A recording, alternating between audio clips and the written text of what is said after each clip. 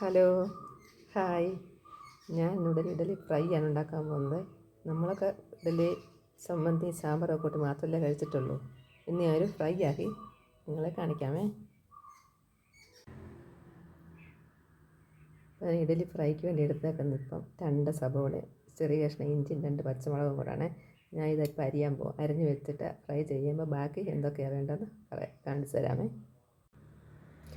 അങ്ങനെ സബോളയൊക്കെ സെറ്റാക്കി വെച്ചു. അതിൻ്റെ കൂടെ തന്നെ ഫ്രൈ ചെയ്യാനുള്ള ഇഡലിയും കഷ്ണമാക്കി വെച്ചത് ഈ വലിപ്പത്തിലാണ് കഷ്ണങ്ങളാക്കിയത്. കടുക് പൊട്ടിത്തെറിക്കാതിരിക്കാൻ വേണ്ടി അടച്ച് വെച്ചതാണ്. പിന്നെ കടുക് പൊട്ടി ഞാൻ ഒരു വത്തലമുളക് ഇട്ട് കൊടുക്കുവാണ്. ഞാൻ ഒരു വത്തലമുളക് ഇടുള്ളൂ. കറകി കളയാനുള്ള സാധനമല്ല, അതുകൊണ്ട് ഒരെണ്ണം ഇടുള്ളൂ. ഒരു വത്തലമുളക് ഇട്ടത് കൂടെ കരിവേപ്പില ഇട്ട്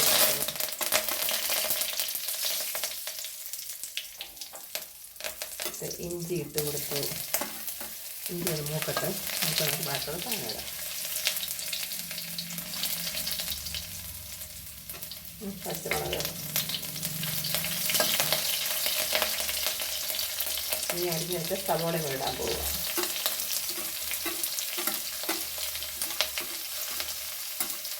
ഒന്ന് വഴന്നോട്ടെ.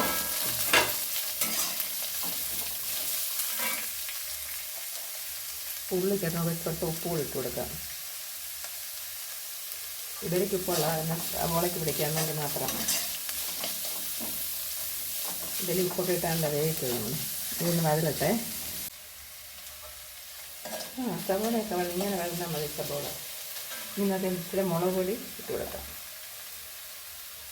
ഒരു ശകലം മുളക് പൊടി, ഒരു ശകലം മഞ്ഞൾപ്പൊടിയും ഇട്ട് കൊടുക്കാണ്.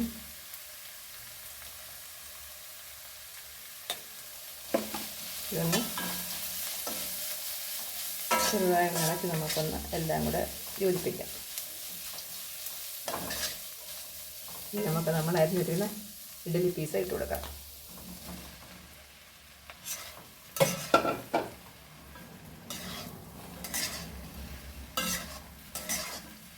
ഇതെല്ലാം കൂടെ ഇളക്കി ഒന്ന് യോജിപ്പിക്കണം.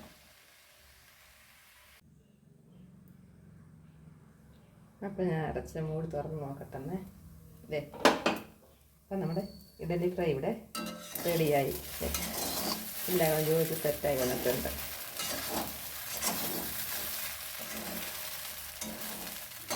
പിന്നെ ആരും സേവിങ് ബൗളിലോട്ട് മാറ്റാം. അപ്പം നമ്മുടെ ഇഡലി ഫ്രൈ ഇവിടെ റെഡിയായി.